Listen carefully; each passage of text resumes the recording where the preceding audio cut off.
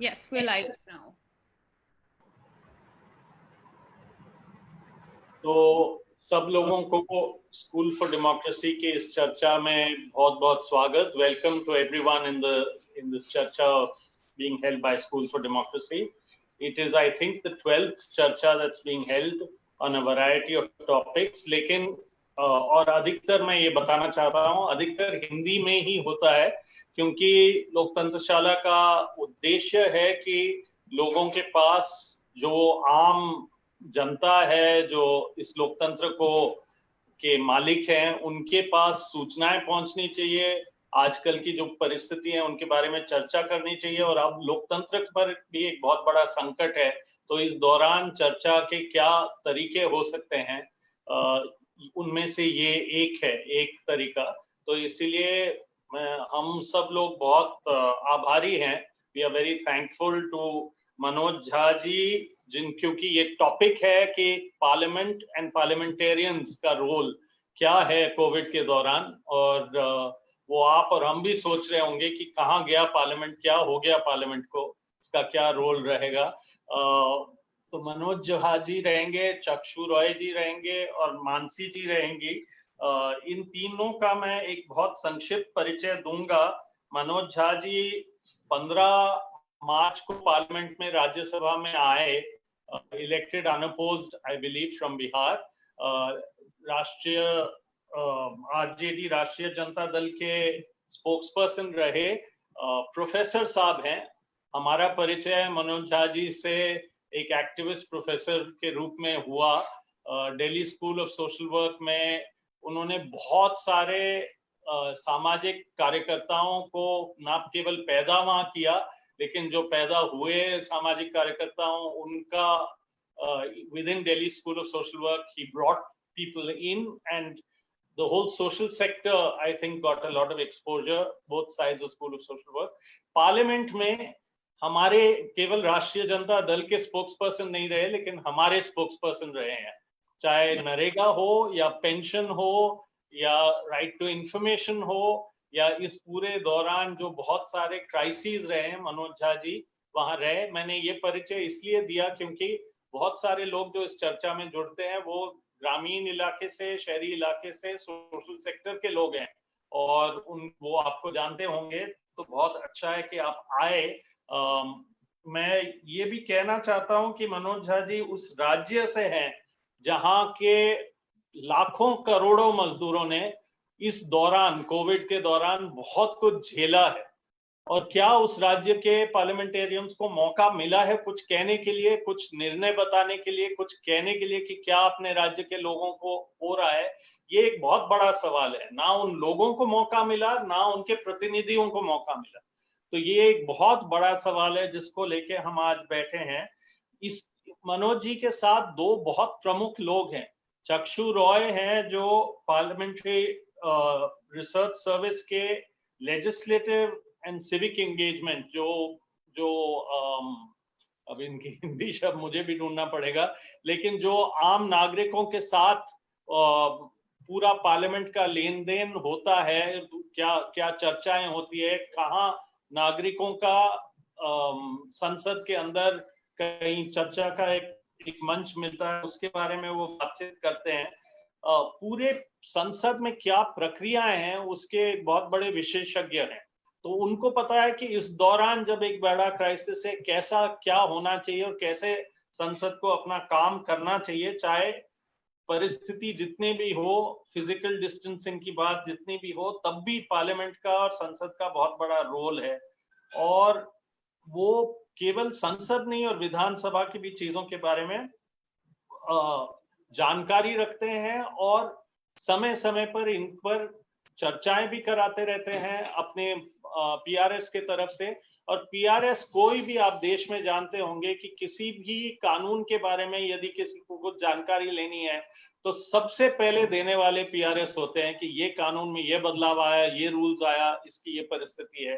तो जानकारी लेने का एक बहुत बड़ा जगह है. तो हम पीआरएस के भी आभारी हैं और चक्षु के भी आभारी हैं.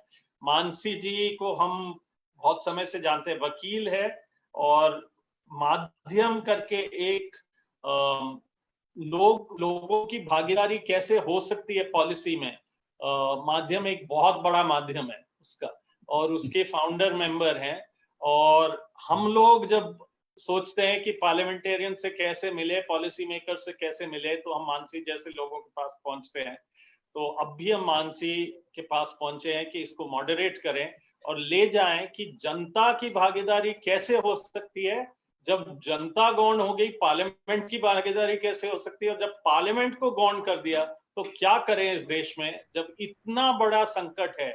कैसे हम पार्लियामेंटेरियंस के साथ मिलके उनका रोल को कैसे पूरा हम ले सकें, इसके लिए आज हम आप सब लोगों के को बहुत धन्यवाद देना चाहते हैं।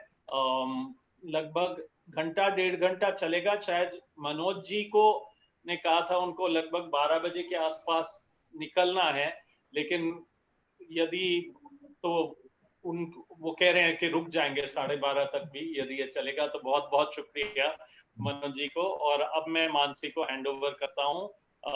अरुणा जी भी 1 मिनट सब लोगों से मिलना चाहेगी, तो 1 मिनट अरुणा जी मिलके और फिर मानसी जी चालू। मैं बस इतना कहना चाहती हूँ, आपके समय का नुकसान नहीं करना चाहती हूँ। बहुत खुश हूँ कि ये चर्चा हो रहा है, क्योंकि यदि हम लोग जितने लोग इसको आज देखेंगे और सुनेंगे, हम लोगों को लोकसभा के भूमिका के बारे में पूरी तरीके से समझ नहीं है, तो फिर हमारे लोकतंत्र का नींव और हमारे लोकतंत्र का समझ दोनों ही बहुत डामाडोल स्थिति में होगा। इसलिए मैं बहुत खुश हूँ and I am really grateful कि मनोज झा साहब, Chaksu ji and Mansi ji are all willing to spare their time to take this discussion forward. मैं कुछ अंग्रेजी में भी इसलिए बोल रही हूँ क्योंकि हमारे दर्शक जो साउथ के हैं वो काफी कंप्लेन करते हैं कि आप केवल हिंदी में बोलते हैं, हम we don't understand Hindi except for keywords. थोड़ा बहुत अंग्रेजी में भी बोल लीजिएगा. So I request you to speak bilingually ताकि हिंदी अंग्रेजी दोनों बोलने वालों को समझ में आ जाए. More Hindi and less English, but some words in English. बहुत बहुत शुक्रिया.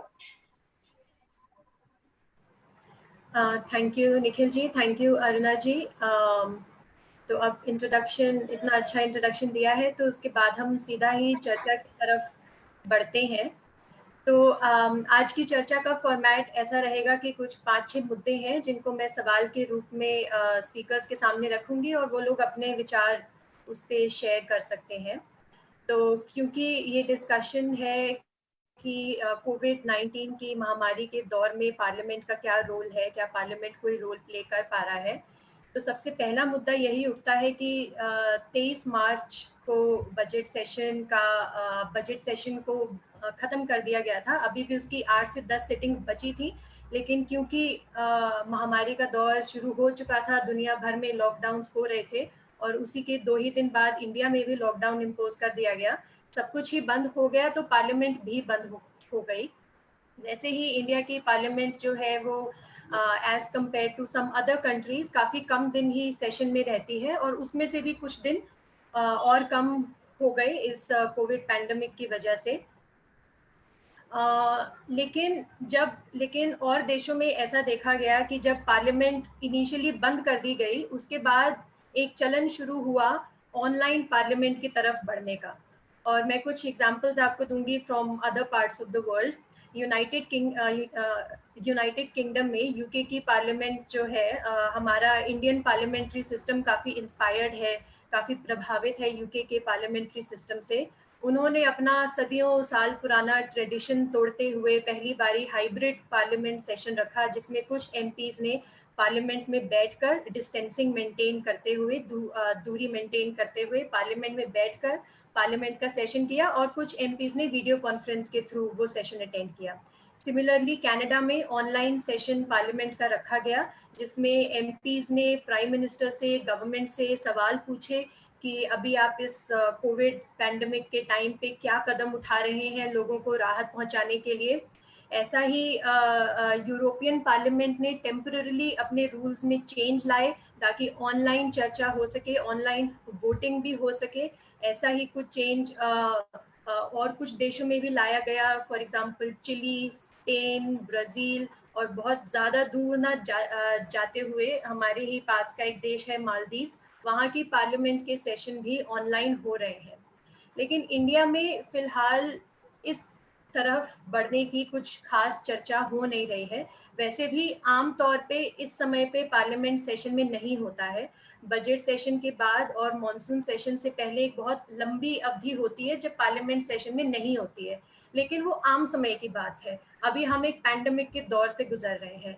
तो सबसे पहले तो प्रोफेसर झा, मैं आपसे सवाल शुरू करना चाहूँगी, ये पूछना चाहूँगी कि ये पैंडेमिक, ये जो कोरोना महामारी है, इसके दौर में हम फूड क्राइसिस से गुजर रहे हैं, फूड सिक्योरिटी के क्राइसिस से गुजर रहे हैं, एम्प्लॉयमेंट क्राइसिस से गुजर रहे हैं, हेल्थ केयर क्राइसिस से गुजर रहे हैं, लेकिन ऐसा लग रहा है कि there is a crisis of representation also.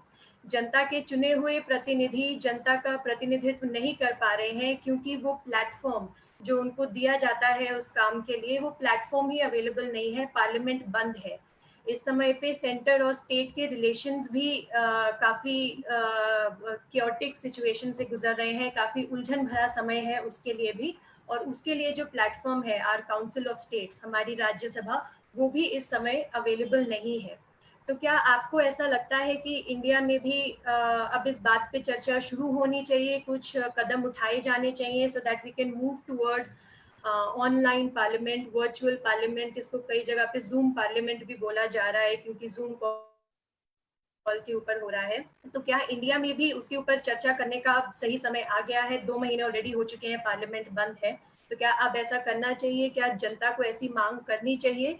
और चक्षु, आपसे मैं ये पूछना चाहूँगी, क्या कुछ पार्लियामेंट के ऐसे नियम हैं, क्या कोई रूल्स एंड रेगुलेशंस हैं, क्या कुछ ऐसे कानून हैं जो हमको उस तरफ बढ़ने से रोक रहे हैं? तो प्रोफेसर झा, आप, एंड देन चक्षु, ब्रीफली अगर आप अपने विचार इस क्वेश्चन पे रख पाए तो। Thank you Mansi ji, thank you Chakshu ji, Nikhil भाई, Aruna ji and everybody else. मुझे बेहद खुशी है कि मैं यहाँ हूँ, स्कूल फॉर डेमोक्रेसी, लोकतंत्र शाला। जाहिर तौर पर मानसी जी, आपके सवाल से शुरू करूंगा। इन दिनों जितनी दिक्कतें और जितनी परेशानियां हुई हैं, नॉर्मली दुनिया के अलग अलग मुल्कों में जिनका आपने जिक्र किया, इसके अलावा कुछ मुल्क और हैं, कुछ देश ऐसे भी हैं जिन्हें लगा कि पेंडेमिक में पार्लियामेंट की रिस्पॉन्सिबिलिटी कमतर नहीं होती है, बल्कि बढ़ जाती है, बढ़ जानी चाहिए भी, क्योंकि एग्जीक्यूटिव कार्यपालिका पर अगर विधायिका का कम, जो सर्वपल्ली राधाकृष्णन ने कहा कि parliament is not simply a legislative body, it's a deliberative body also, कि सिर्फ कानून बनाना नहीं है, विमर्श करना। और अभी विमर्श के इतने चिंताजनक मुद्दे थे जिनमें से कुछ का आपने जिक्र किया। एक चीज जो मुझे परेशान बीते कई वर्षों में कर रही है, majority in parliament and a majoritarian parliament are two different things. आप मेजॉरिटी इन पार्लियामेंट से सरकार बनाते हैं, बात ठीक, लेकिन बहुमतवाद का मतलब बहुसंख्यकवाद नहीं होता है। तो अगर उसकी वजह से अथॉरिटेरियन फीचर्स अशर इन करता है, जिसका हमने कई नमूना देखा। सर्वप्रथम तो मैं बताऊं कि अगर पार्लियामेंट किसी रूप में इंगेज रहती तो लॉकडाउन एक सामूहिक फैसला होता। हम में से कई लोग इस बात से परेशान थे कि लॉकडाउन में, और मैं पूरी ईमानदारी से ये बात कह रहा हूं कि लॉकडाउन की पूरी अवधारणा 10 से 12% की आबादी और उनके सरोकारों पर हुई। हम में से कई लोग, मैं सिर्फ सरकार नहीं कह रहा हूं, विपक्ष के भी लोगों को इस बात का अंदाजा नहीं था कि लाखों लाख की संख्या में जो लोग अलग अलग राज्यों में, अलग अलग राज्यों से आकर के फंसे पड़े हैं विपदा के इस क्षण में, वो भी जब प्रधानमंत्री जी कहते हैं स्टे होम स्टे सेफ, घर पे रहें, सुरक्षित रहें, तो ये घर की अवधारणा उस मजदूर के लिए भी है, और घर एक मनोवैज्ञानिक स्पेस भी है। खास करके जब आपको लगता है कि it could be you tomorrow, आप कोविड पॉजिटिव हो सकते हैं, तो हम आप में से सब लोग अपने लोगों के बीच में रहना चाहेंगे। मैं समझता हूं ये पूरा सरोकार इसलिए भी दरकिनार किया गया क्योंकि सामूहिकता में कहीं इस पर चर्चा नहीं हुई। फिर केंद्र राज्य संबंध, राज्यसभा अपने आप में एक ऐसी जगह है जहां पर अगर मौका लगता तो इस पर चर्चा होती। अभी आप देखिए, अलग अलग राज्यों को लेकर के उनको संसाधनों का अभाव है, राज्यों की भूमिका तय नहीं की गई लॉकडाउन में, या लॉकडाउन, बल्कि मैं यूं कहूं कि थर्ड लॉकडाउन से पहले तक सारे फैसले केंद्र में हो रहे थे, राज्यों को फैसला बताया जा रहा था। ये अपने संघीय ढांचा और जिसको हम सहकारी संघवाद कहते हैं, उसकी संवेदनाओं और संजीदगियों के अनुरूप नहीं था। It in fact somewhere decimated the very idea of and decimated the idea of cooperative federalism. You know, I'll just take one more minute and then we'll come back again. You know, world over, there was a kind of theory which was circulated. Wait for politics till the curve flattens. Now ये curve flatten होने की बात तो दिख नहीं रही है, लेकिन पॉलिटिक्स कई मुल्कों में फ्लैट होगी। अब उस वजह से अरुणा जी और MKSS से ही हम लोगों ने सीखा कि राजनीति का मतलब सिर्फ विधायिका, लोकसभा, राज्यसभा में टिकट लेना चुनाव नहीं है। अगर संसाधनों का सर्वांगीण समतामूलक बंटवारा नहीं हो रहा है, सूचनाओं का समतामूलक बंटवारा नहीं हो रहा है, मंत्री जी कहते हैं कि गोदामों में अनाज भरा पड़ा है, लेकिन ये तो संसद न तय करेगी अगर बैठती तो, कि भरे गोदामों से खाली पेट की यात्रा कैसे सुनिश्चित की जाए। तो इस तरह के बहुत सारे प्रश्न हैं। व्यक्तिगत तौर पर हम लोगों की में से बहुतों की परेशानियां रही, हमने लिख के भी दिया है इसको लेकर के, क्योंकि बहुत सारी चीजें ऐसी हुई। मैं एक छोटी टिप्पणी करके खत्म करूंगा। MP लैड स्कीम पर जैसे एग्जीक्यूटिव फैसला हुआ, अगर यही हमने लिख करके दिया सरकार को कि साहब आप ऐसा करिए, कोरोना स्पेसिफिक एक्सपेंडिचर करवा दीजिए। जैसे मैं जिस राज्य से आता हूं, मेरे राज्य में मेरे जिले के डॉक्टर, उनके पास मास्क तक नहीं था आज से 20 दिन पहले तक, गमछा बांध करके वो लोगों का इलाज करते थे। तो अगर इस तरह के फैसले पार्लियामेंट के फोरम के थ्रू होते तो शायद मुझको लगता है कि एग्जीक्यूटिव ने जो डिसीजन लिया, जिसमें कई बार उनको भूल सुधार करना पड़ा। जैसे मैं बताऊं, जितने भी MHA ऑर्डर है, मैं कहूं हर MHA ऑर्डर के बाद 6-7 एक्सप्लेनेशन आए। ये इसलिए हुआ कि एक पार्लियामेंट्री स्क्रूटनी नहीं हुई, और पार्लियामेंट्री स्क्रूटनी सिर्फ लेजिस्लेशन की नहीं होती है, जो मैंने शुरू में कहा सर्वपल्ली राधाकृष्णन के हवाले से, वो डेलिबरेटिव होती है। वो डेलिबरेशन बिल्कुल का बिल्कुल खत्म हो गया बीते 2.5-3 महीनों में, और जिसकी वजह से मुझको लगता है कि लोगों का भी जो पीड़ित लोग हैं वो इतने कॉम्प्लिकेशन हमारे फेडरल स्ट्रक्चर का उससे उतना वाकिफ नहीं। उनको लगता है कि अरे पार्लियामेंटेरियन क्या कर रहे हैं। तो ये मैं समझता हूं कि ये शुरुआती ऑब्जर्वेशन रख करके मैं अपनी बात खत्म करता हूं। चक्कू, अब अगर आप अपने विचार रखें तो। प्रोफेसर जी, आप बहुत बहुत धन्यवाद। आपने एक बहुत ही अच्छा इसका एक फाउंडेशन इस डिस्कशन का डाला है। मैं निखिल जी और अरुणा जी का भी धन्यवाद देता हूं कि उन्होंने मुझे मानसी के साथ यहाँ पर आप लोगों के साथ अपनी बात शेयर करने का मौका दिया। मानसी, आपने जो मुझसे सवाल पूछा था वो ये था कि क्या पार्लियामेंट्री प्रोसीजर में ऐसी कोई अड़चन आ रही है जिसकी वजह से पार्लियामेंट अपना काम नहीं कर पा रही है। तो मैं 2-3 उदाहरण देना चाहता हूँ। पहले ये कि पहले तो पार्लियामेंट्री प्रोसीजर को एक पार्लियामेंट में सरकार को जब भी अपना कोई काम करवाना होता है तो उस काम को करवाने के लिए सरकार कोई ना कोई अपना रास्ता देख लेती है। अब देखिए, कई बार हमने ये नोटिस किया है कि अगर कोई विधेयक पास करना है और उस विधेयक की अवधि खत्म होने, अध्यादेश की अवधि खत्म होने वाली है और विधेयक को लाना पड़ेगा, नहीं तो अध्यादेश खारिज हो जाएगा, तो उसमें सरकार सत्ता पक्ष विपक्ष सबसे आग्रह करती है और ये कहती है कि भाई इस विधेयक को पास कर दिया जाए और जल्दी से जल्दी पास कर दिया जाए। और ये हमने इस बजट सत्र में भी देखा कि 2-3 अध्यादेश ऐसे आ रहे थे जिनका समय खत्म हो रहा था और उस पर रिक्वेस्ट आई कि उसे पास कर दिया जाए। तो ये कई बार देखा जाता है कि संसद में जब विधेयक पास करने होते हैं तो वो चर्चा के साथ पास होने चाहिए। मनोज जी भी कह रहे थे डेलिबरेटिव होना चाहिए, बट कई बार बिना चर्चा के भी पास हो जाता है। तो संसद के पास इतनी ताकत तो है कि कई बार काम करने के लिए वो अपने रूल्स को ट्वीक कर सकती है और इस काम को करने के लिए क्या संसद को अपने रूल्स को ट्वीक करना चाहिए या नहीं करना चाहिए, ये एक अलग बात है। बट हमने ये देखा है, एक और छोटा सा उदाहरण देता हूँ। जब हमारी संसद शुरू हुई थी 1952 में, तो संसद सदस्यों के पास ऐसा कोई फोरम नहीं था जहां वो अपने क्षेत्र के इशू उठा सकें। या तो क्वेश्चन आवर होता था या फिर डिबेट होते थे। तो हमारे संसद सदस्यों ने एक 0 आवर का इजाद किया कि 1 घंटे का समय ऐसा रहेगा जहां पे वो अपने क्षेत्र के, अपने राज्य के विषय को उठा पाएंगे ना। 0 आवर आपको पूरी रूल बुक में कहीं नहीं मिलेगा। अब उसके अलावा भी जब ये रूल बुक में नहीं है, तभी भी 0 आवर 1 घंटे के लिए चलता है। सभी लोग उसमें अच्छी तरह से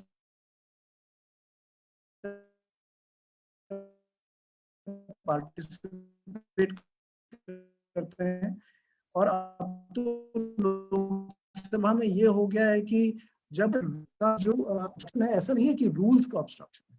आई थिंक ऑब्स्ट्रक्शन इस चीज का है, या सोच इस बात की है कि जो एग्जिस्टिंग रूल्स हैं, क्या उन्हीं को लेकर कुछ नहीं किया जा सकता जिससे कि पार्लियामेंट बैठ सके। तो बात मेरे ख्याल से मानसिकता की है कि जो संसद की अकाउंटेबिलिटी है, जो वो अंकुश रखती है कार्यपालिका के ऊपर, वो कितना रखना चाहती है और कितना रख पा रही है। इसमें एक छोटा सा मैं एनालॉजी यूज करने की कोशिश करूंगा। हम कहते हैं कि विधायिका कार्यपालिका के ऊपर अंकुश रखती है, तो वो क्या अंकुश एक समय के लिए होता है, या एक समय के बाद होता है, या एक कंटिन्यूइंग प्रोसेस होता है।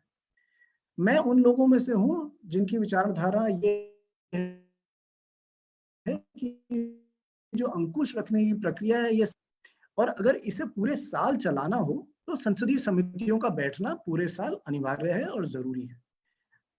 अब आप देखिए, जब आप क्योंकि कोविड का समय है, तो आप डॉक्टर के पास क्यों जाते हैं? आप डॉक्टर के पास इसलिए जाते हैं ताकि डॉक्टर आपका इलाज कर सके, आपको बता सके कि आपको किस चीज की जरूरत है।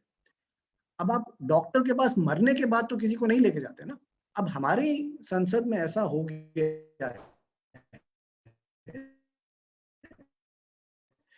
कि जो अकाउंटेबिलिटी फंक्शन है, वो के बाद सरकार के ऊपर अंकुश रखा जाएगा। और अभी जो मनोज सर कह रहे थे, वो ये कह रहे थे कि अब और क्या कहते हैं, ऑर्डिनेंसेस आ रहे हैं, उसके बाद रूल्स आ रहे हैं। जिस संस्था जहां पर मैं काम करता हूं, PRS, हमने एक संकलन किया है कि कितने रूल्स आए हैं। और संसद 2 सबऑर्डिनेट कमिटियां होती हैं। अगर वो रूल्स की देखें तो लगभग कुछ 800 से तो 800 तक के करीब तो केंद्र सरकार के रूल आ गए। तो अब जो संसद के ऊपर वजन है, वो इस चीज का नहीं है कि वो रूल्स का कैसे अपडेशन करें। अब वो ये है कि वो रूल बन चुका है और वो इम्प्लीमेंट हुआ, अच्छा इम्प्लीमेंट हुआ, खराब इम्प्लीमेंट हुआ, उसका इम्पैक्ट क्या हुआ, इसका इलाज हम 6 महीने बाद करें। सेशन से पहले एक ऑल पार्टी मीटिंग बुलाई जाती है। क्या इस विषय के ऊपर आम सहमति नहीं बन सकती? ये कुछ 2-3 मुद्दे हैं जिनके ऊपर सोचने की जरूरत है। ओके, तो चक्षु, आपने अपने जब विचार व्यक्त किए तो आपने उसमें 2-3 बारी स्टैंडिंग कमिटीज का जिक्र किया, तो वही अगला मुद्दा है जो मैं डिस्कस करना चाहती हूँ। तो जब पार्लियामेंट सेशन में नहीं होती है तो उस समय पे भी कमिटीज काम करती रहती हैं। और थोड़ा सा दर्शकों की जानकारी के लिए, जो पार्लियामेंट की डिफरेंट कमिटीज होती हैं, तो वो दे कॉरेस्पॉन्ड टू एवरी मिनिस्ट्री। तो हर मिनिस्ट्री के लिए एक कमेटी रखी जाती है जिसका काम ये होता है कि वो मिनिस्ट्री के काम के ऊपर देख रेख रख सके। मिनिस्ट्री अपनी मिनिस्ट्री से जुड़ी हुई जो स्कीम्स हैं, जो प्रोग्राम्स वो इम्प्लीमेंट करते हैं, उनको स्टडी कर सके, उनके ऊपर रिकमेंडेशन दे सके। तो इस काम के लिए कमिटीज बनाई जाती हैं। हर कमिटी में लोकसभा और राज्यसभा दोनों हाउसेस के एमपीज होते हैं और इनकी मीटिंग साल दर चलती रहती हैं लगातार।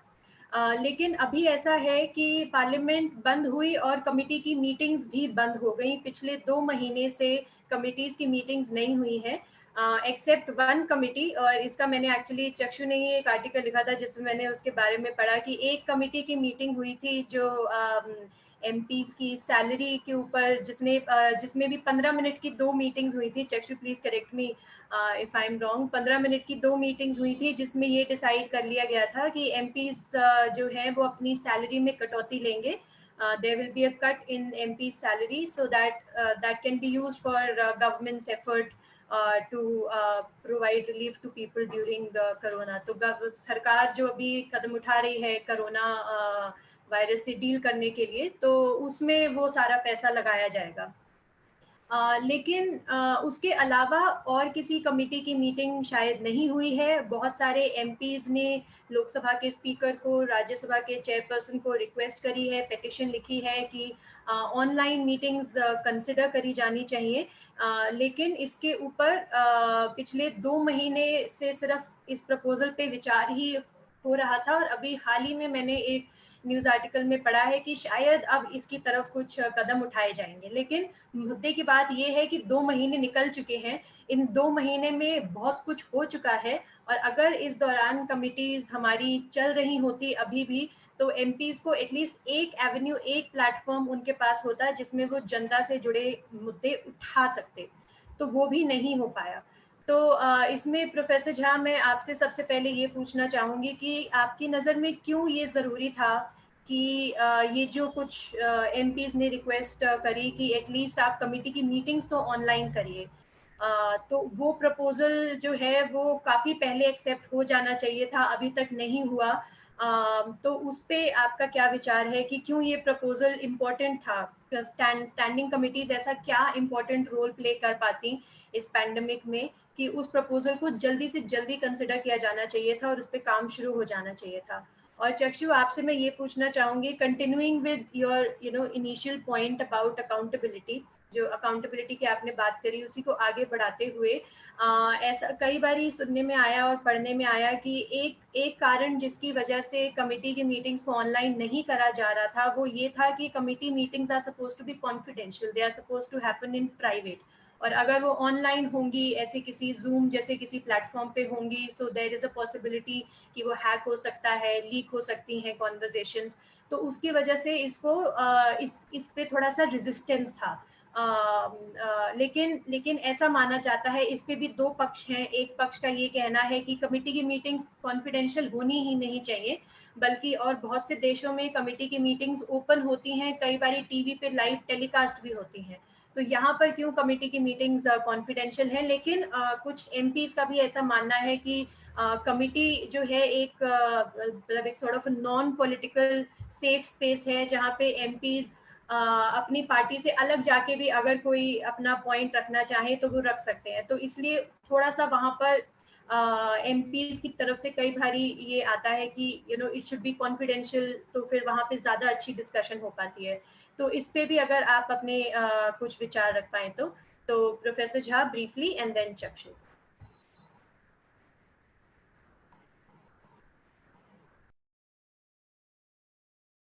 प्रोफेसर झा, आप म्यूटेड हैं, आप प्लीज अनम्यूट कर लीजिए।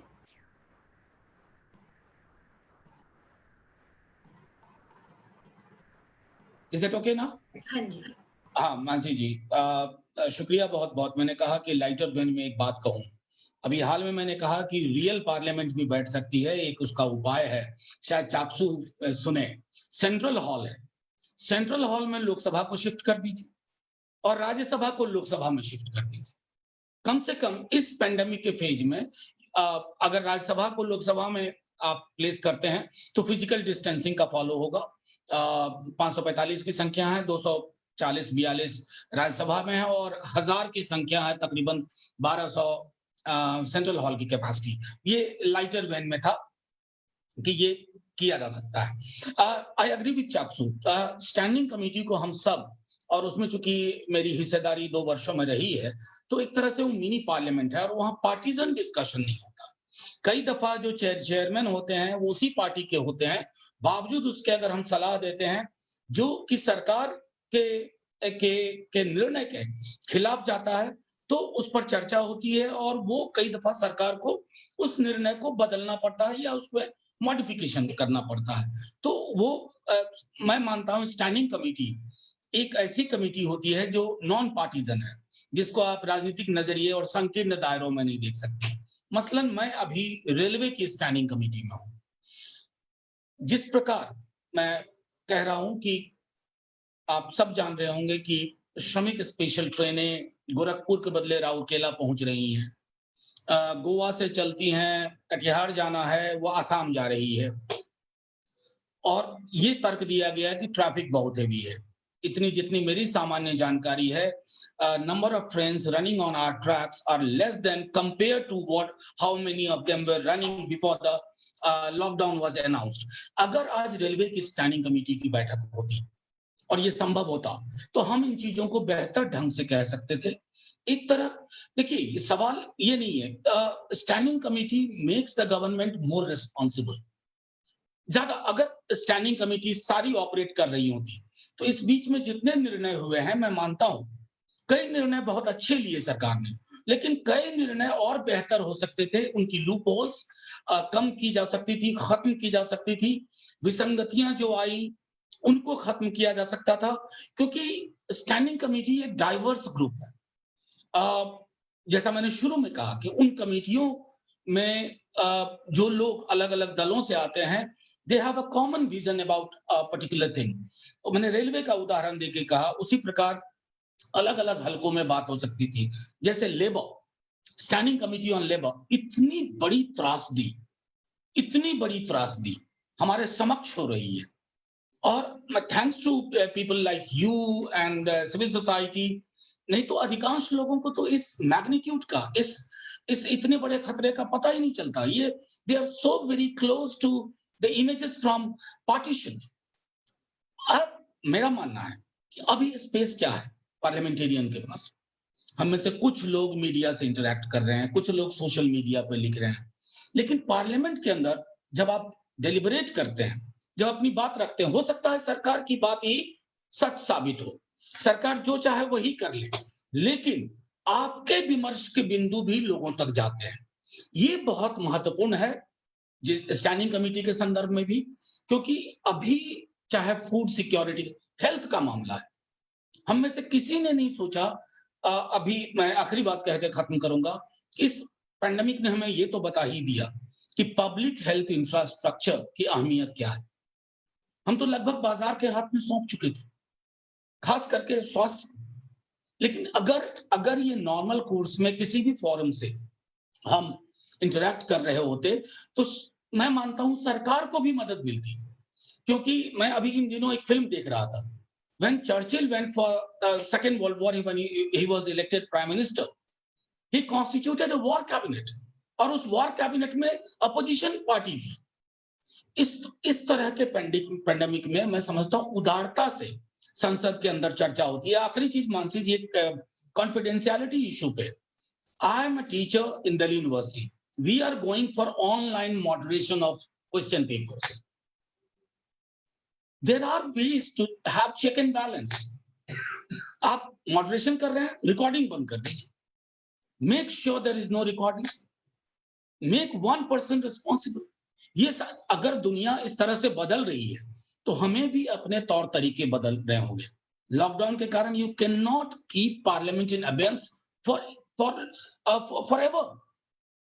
और पॉलिटिक्स, जैसा मैंने शुरू में ही कहा, politics is not only about winning election and sitting in the parliament, it's about talking about people, it's talking about standing with them in solidarity, it's talking about the food crisis they are facing, it's talking about n number of things which have given us disturbing images in these times.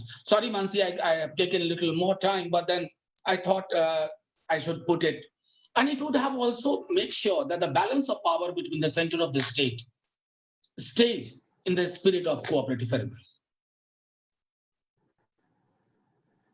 Thank you, Mansi. Chakshu, please go on. Mansi, ये panel इतना अच्छा है, और ये अच्छा इसलिए है क्योंकि जितनी चीजें प्रोफेसर झा कह रहे हैं उनमें से ऑलमोस्ट सभी चीजों से सहमत हूं। पहली चीज, अच्छा मानसी, आपने संसदीय समितियों की बात उठाई, और संसदीय की समितियों की बात में एक चीज बहुत जरूरी हो जाती है कि जो सदन के अंदर जो डिबेट होता है वो अक्सर पॉलिटिकल होता है, या तो आइडियोलॉजी पे होता है या पॉलिटिकल पार्टीज की डिसीजन मेकिंग। जो समितियों के अंदर डिबेट होता है, क्योंकि ना कैमरा है, ना ये लिखा जाता है कि मनोज जी ने अपना क्या वक्तव्य रखा, किसी और पार्टी के एमपी ने क्या वक्तव्य रखा, तो जो डिस्कशन होता है वो बहुत ही कंस्ट्रक्टिव रहता है। अब इस डिस्कशन को कंस्ट्रक्टिव रखने के 2-3 तरीके ये भी हो सकते हैं कि इसे वर्चुअल वर्ल्ड में कैसे कंस्ट्रक्टिव रखा जाए। आपने एक उदाहरण दिया कि कुछ कंट्रीज में कमेटियों की मीटिंग ओपन होती है। तो जब कमेटी की मीटिंग होती है, कमेटी की मीटिंग के 2 हिस्से रहते हैं। पहला हिस्सा वो रहता है जब कमेटी के बाहर का कोई आदमी आके कमेटी के सामने अपना वक्तव्य रखता है। वो बाहर का आदमी सरकारी नुमाइंदा हो सकता है, सरकार का ब्यूरोक्रेट हो सकता है, सिविल सोसाइटी ऑर्गेनाइजेशन का हो सकता है, कोई प्रोफेसर एकेडमिक हो सकता है, या फिर इंडस्ट्री का हो सकता है। तो कई देश क्या करते हैं, जो ये पहला हिस्सा है, जब कोई आकर अपनी बात रख रहा है या अपना एविडेंस दे रहा है, तो वो उसको खुला रखते हैं। अब जैसे कि यूएस में देखा गया है कि कई बार बड़ी बड़ी कंपनियों के सीईओज को बुलाया जाता है अपनी बात रखने के लिए कि उनकी कंपनियां किस तरह से किस विषय पर काम कर रही हैं। तो ये अगर आप इसे ओपन में रखें तो मेरे ख्याल से इसमें ऐसी कोई बुराई नहीं है। दूसरी बात आई कि जब एमपीज आपस में डिस्कशन करते हैं किसी विषय के ऊपर, मेरा ये मानना है कि ये जो डिस्कशन होता है ये हमेशा क्लोज डोर ही रहना चाहिए, और इसका लोगों को ओपन करने का जो पर्पस है वो नहीं सॉल्व होता। अगर आप इसे लोगों को ओपन करेंगे तो जो एमपीज हैं वो खुलकर अपनी बात नहीं रख पाएंगे, फिर वो वापस अपनी पार्टी की पॉलिटिक्स और अपनी पार्टी की आइडियोलॉजी पर बात। अब इसको कॉन्फिडेंशियल कैसे रखा जाए? जहां तक मेरी समझ है, अलग अलग जो पार्लियामेंट है अराउंड द वर्ल्ड, उन्होंने अलग अलग टूल्स का इस्तेमाल किया है। कुछ इस वाले टूल पर हैं जिस पर आज हम लोग बात कर रहे हैं, कुछ किसी और टूल पर कर रहे हैं, और वहां पर ऐसी सेटिंग्स हैं जिसमें कि आप अलाउ कर सकते हैं कि ना तो रिकॉर्डिंग हो, ना कोई बाहर का व्यक्ति आ सके। आप ये भी कर सकते हैं कि भाई जो भी उस कॉल पर आए उसका कैमरा हमेशा ऑन रहे, ताकि आप देख सकें कि भाई एमपी ही सामने बैठे हैं कि नहीं बैठे। तो मेरे ख्याल से technically there are things that are available which will allow for this. Professor साहब ने एक लाइट हार्टेड में कहा था कि राज्यसभा को लोकसभा में ले आते हैं और लोकसभा को सेंट्रल हॉल में ले जाते हैं। क्यों नहीं? अभी भी अगर आप देखें तो मैं स्वीडन की पार्लियामेंट का पढ़ रहा था, उन्होंने तो अपनी पार्लियामेंट को एक कन्वेंशन सेंटर में ले गए हैं, जहां पे कि एक बड़ा सा हॉल है और वहां पे लोग 1-1 मीटर के फासले पर बैठ रहे हैं। अब हमारे पार्लियामेंट में जब हमारे पास स्पेस की कमी नहीं है तो ये किया जा सकता है। लोकसभा में तो जब हम बैठते हैं, आप किसी जब लोकसभा का फीड देखें तो आप देखते हैं कि लोग एकदम सट कर बैठते हैं एक साथ। सेंट्रल हॉल में बैठिए, 545 लोगों की इतनी जगह होगी, और क्या कहते हैं, ऊपर गैलरियां हैं, लोग भी देख पाएंगे, और स्पीकर के लिए एक पूरा स्थान बना हुआ है।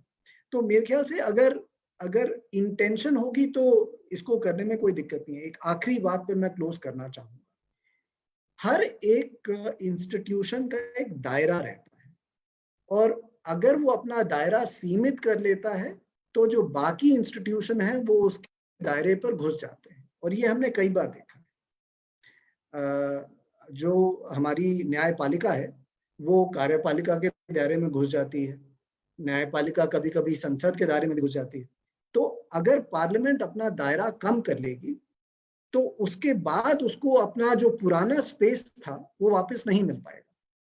तो ये जो बात है ये सिर्फ इस पैंडेमिक की बात नहीं है कि अभी पार्लियामेंट क्यों नहीं मिल रही है, ये बात इस डेमोक्रेसी की है कि पार्लियामेंट का दायरा ना सीमित हो जाए सिर्फ इस पैंडेमिक की वजह से, क्योंकि एक बार ये सीमित हो गया तो इसे वापस फैलाना बहुत मुश्किल हो जाएगा, चाहे पैंडेमिक हो चाहे पैंडेमिक ना हो।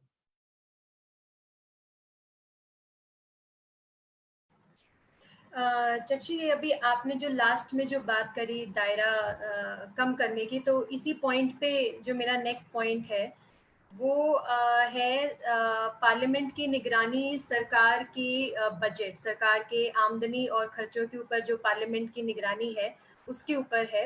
और उसमें अब ये जब ये महामारी जब फैली पूरे विश्व में, तो उस टाइम पे पार्लियामेंट का बजट सेशन ही चल रहा था। और बजट सेशन ऐसा माना जाता है कि दूसरे सेशंस के मुकाबले, मॉनसून और विंटर सेशंस के मुकाबले ज़्यादा इम्पोर्टेंट माना जाता है, क्योंकि इसमें बजट पेश होता है, बजट के ऊपर चर्चा होती है, उसको पास किया जाता है, साल भर उसी का इंतज़ार रहता है, उस पर बहुत पूरे देश भर में उसके ऊपर चर्चा होती है। और यहीं से पार्लियामेंट की एक बहुत अहम भूमिका सामने आती है, बल्कि उसको जिम्मेदारी कहना चाहिए, वो है कि सरकार के आमदनी और खर्चों के ऊपर कड़ी निगरानी रखना। Parliaments oversight over governments income and expenditure. तो थोड़ा सा दर्शकों की जानकारी के लिए थोड़ा सा मैं एक्सप्लेन करूंगी। जो बजट सेशन पार्लियामेंट का होता है वो आमतौर पर 2 भागों में बटा होता है। पहले पार्ट में बजट पेश किया जाता है और साथ ही फाइनेंस बिल पेश किया जाता है। फाइनेंस बिल में सरकार के टैक्सेशन प्रपोजल्स होते हैं आमतौर पे, जिसमें सरकार बोलती है कि टैक्स, इस पे टैक्स बढ़ाया जाएगा, इस पे कम करा जाएगा, तो उसके ऊपर होता है। फिर इसके बाद बजट पे आम चर्चा होती है और उसके बाद एक ब्रेक होता है।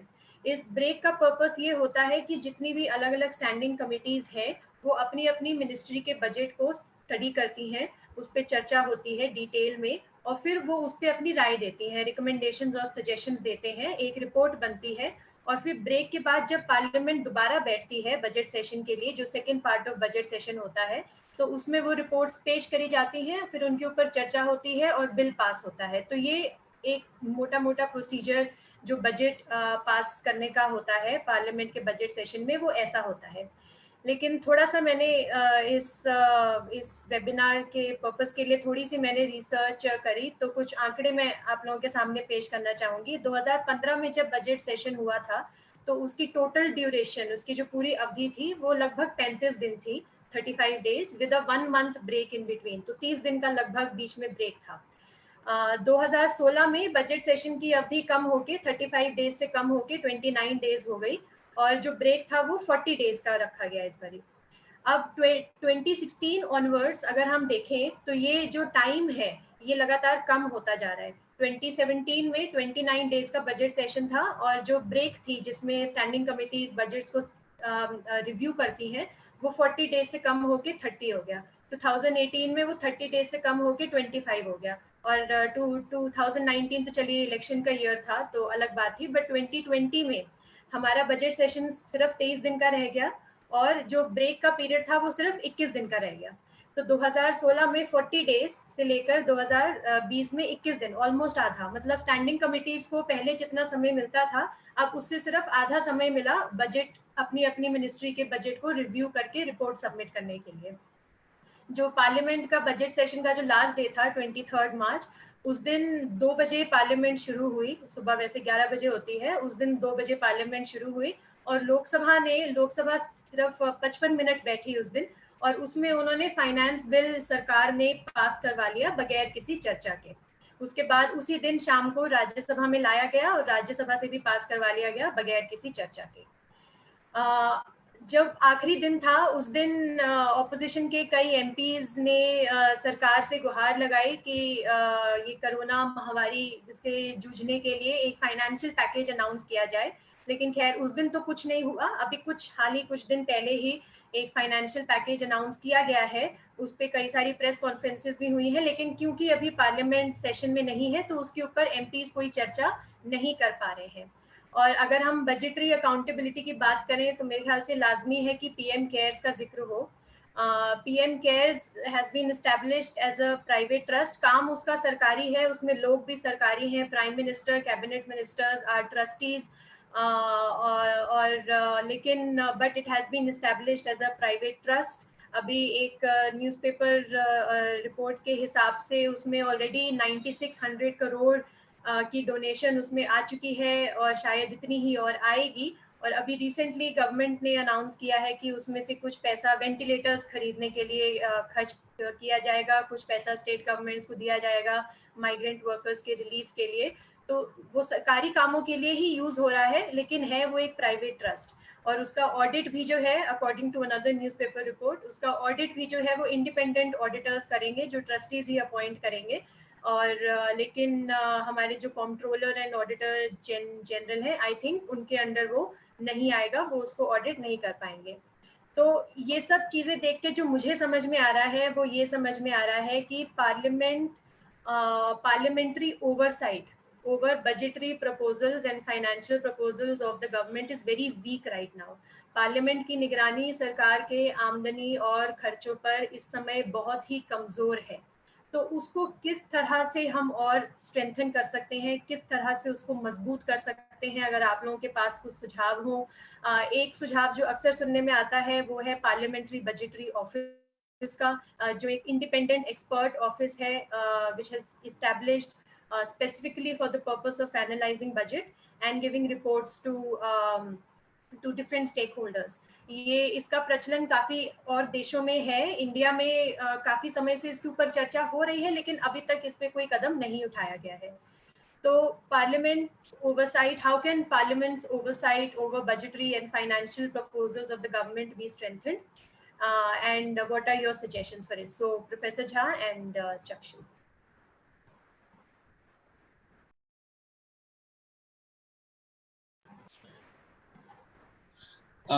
शुक्रिया मानसी, आपका मैं बहुत बहुत धन्यवाद करूंगा, क्योंकि मैंने भी ये गौर से नहीं देखा था कि 40 से चलते चलते हाफ नंबर ऑफ डेज जो ब्रेक के हैं वो हाफ हो गए, 21 दिन।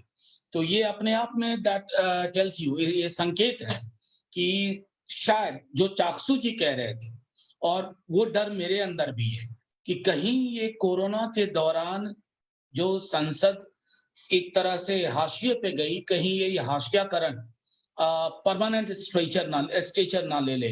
तो let's hope and pray, and let's also pray that this video of yours is watched by people who take decision, number 1। Number 2, एक बात से मैं आपसे सहमत हूं कि we'll have to evolve a mechanism कि एक स्क्रूटनी हो एक्सपेंडिचर की। दो प्रपोजल्स हैं, ये स्क्रूटनी आलोचना के दृष्टिकोण से नहीं होनी चाहिए, ये हम नहीं चाहते। ये स्क्रूटनी जरूरी है ताकि अगर आप कहते हैं कि पारदर्शिता है, तो transparency can not be a rhetoric, it has to be seen as a reality. क्योंकि पारदर्शिता का अगर शाब्दिक विश्लेषण भी करें तो आर पार दिखे, अगर आर पार नहीं दिख रहा है तो जाहिर तौर पर एक व्यापक जनसमूह को, एक आम नागरिकों को भी लगता है कि चीजें उस दिशा में नहीं है। जैसे मैं एक छोटा चीज कहूं, PM cares fund, nobody would object कि क्यों एक ऑलरेडी जब हमारे पास कैलेमिटी और रिलीफ के लिए था तो क्यों हमने किया। लेकिन अगर इसमें मैकेनिज्म, इसका स्ट्रक्चर ऐसा होता जिसमें पारदर्शिता, ऑडिटिंग की संभावनाएं होती, क्योंकि ये चीजें जरूरी है। कोरोना काल में मैं समझता हूं ऑल ओवर द वर्ल्ड और खास करके हमारे मुल्क में 3rd लॉकडाउन तक तो अपोजिशन लगभग शून्य की भूमिका में ही था, सरकार को सवाल नहीं कर रहे थे, कहीं सुझाव दे रहे हैं, कहीं उसके दृष्टिकोण से। अब ये 20 लाख करोड़ का पैकेज है जिसका जिक्र आपने भी किया। इस पैकेज की गुणवत्ता पर सवाल नहीं है, लेकिन इस पैकेज की उपादेयता पे सवाल है। पूरी दुनिया में कोरोना से उत्पन्न क्राइसिस को अर्जेंट माना गया, तो रिलीफ भी अर्जेंट होना चाहिए। It should have a sense of immediacy, where are we reaching, which are the target group we must address immediately.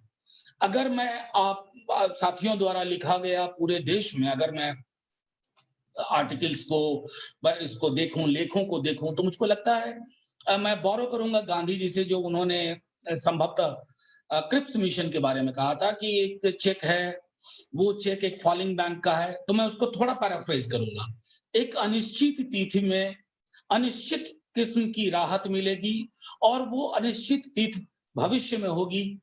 तो ये अभी के सरकार में जो सेंस ऑफ इमीडिएसी है, इसके लिए भी मैं फिर से कहूंगा कि अगर संसद किसी न किसी रूप में अगर कार्य कर रही होती तो शायद इसको हमें समझने में मदद मिलती। तीसरी चीज कह करके मैं खत्म करूंगा, agreeing to your initial remark Mansi ji. अभी साइक्लोन है, वेस्ट बंगाल गवर्नमेंट कहती है कि तकरीबन 1 लाख करोड़ का नुकसान हुआ है। Primary impromptu assessment I would call.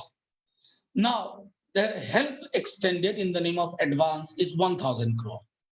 And I know several districts in West Bengal They have gone back, if not anything else, 50-60 years back in timeline. तो अगर जैसे राज्यसभा या लोकसभा किसी न किसी रूप में काम कर रही होती, तो मैं यकीन के साथ कहता हूं, आलोचना के लिए नहीं, सरकार को सुझाव भी ज्यादा मिलते, शायद जो निर्णय लिए गए या निर्णय लिए जा रहे हैं उनमें एक सर्वांगीण सामूहिकता का संदर्भ होता, क्योंकि चुन के आने के बाद सरकार और विपक्ष, मेरी सरकार कौन सी है अभी? मेरी सरकार, जिसके प्रधानमंत्री मोदी जी हैं, वो मेरी सरकार है। ऐसा नहीं होता कि विपक्ष की अपनी सरकार होती है।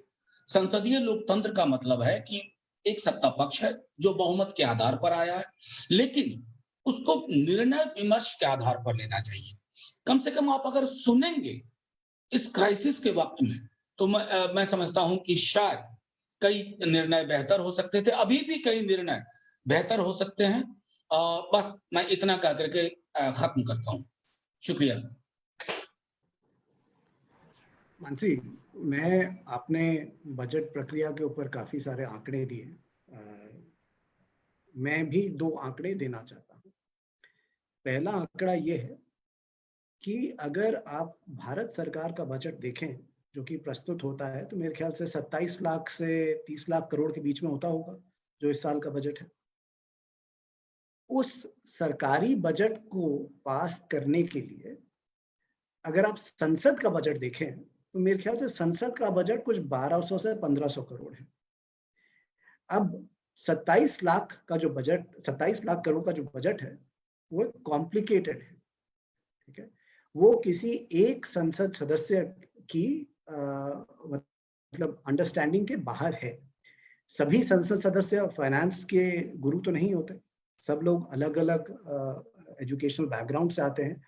कुछ का रुझान फाइनेंस की तरफ रहता है, कुछ का रुझान शायद नहीं रहता है, कुछ का रुझान लोगों की तरफ रहता है, सोशल प्रॉब्लम्स की तरफ रहता है। तो एक आगे की पहली चीज ये है कि हमारे पास संसद के पास और हमारी संसद सदस्यों के पास कितना रिसोर्स है, चाहे बजटरी कार्रवाई को ओवरसी करने के लिए, चाहे लेजिस्लेटिव कार्रवाई को ओवरसी करने के लिए। मनोज जी बताएंगे कि उनको संसद की तरफ से मेरे ख्याल से 1 या 2 लोग मिलते होंगे जो उनके लिए रिसर्च करें, और बाकी काम या तो वो खुद करेंगे या फिर रात के 2-2 बजे तक या तो पढ़ेंगे या दोस्तों से बात करेंगे और गूगल की मदद लेंगे। तो क्या हमारी संसद का जो काम है और जो हमारी संसद का उत्तरदायित्व है, वो गूगल को आउटसोर्स होना चाहिए कि लोग सर्च करके डिसाइड करें कि भाई क्या बोलें, क्या ना बोलें, कैसे बात करें? तो पहली बात तो ये हो गई कि संसद के पास कितना रिसोर्स है। दूसरी बात आई कि कॉम्प्लेक्सिटी क्या है। कई बार लोग कहते हैं कि एक सिचुएशन कॉम्प्लेक्स है और एक सिचुएशन कॉम्प्लिकेटेड है। अब इसमें यह कहा जा सकता है कि भाई अगर सिचुएशन कॉम्प्लिकेटेड है, उसमें कुछ 15 चीजें हैं जो कि आपस में इंटरेक्ट कर रही हैं, उसको समझा जा सकता है, उसको सीखा जा सकता है। बट कॉम्प्लेक्स प्रॉब्लम ऐसी हो सकती है जो कि हमेशा बदलती रहती है, जो कि 4-5 चीजों पर निर्भर करती हैं और उनका कोई एक जिसे कहते हैं कि उनका कोई एक आंसर नहीं हो सकता है। अब जो हमारा देश है और जो हमारी देश की अर्थव्यवस्था है, उसका कोई एक आंसर नहीं, और वो एक आंसर सभी लोगों पर फिट भी नहीं होता, जो कि अभी हमने देखा ही है, जो इसकी बात मनोज जी कर रहे थे।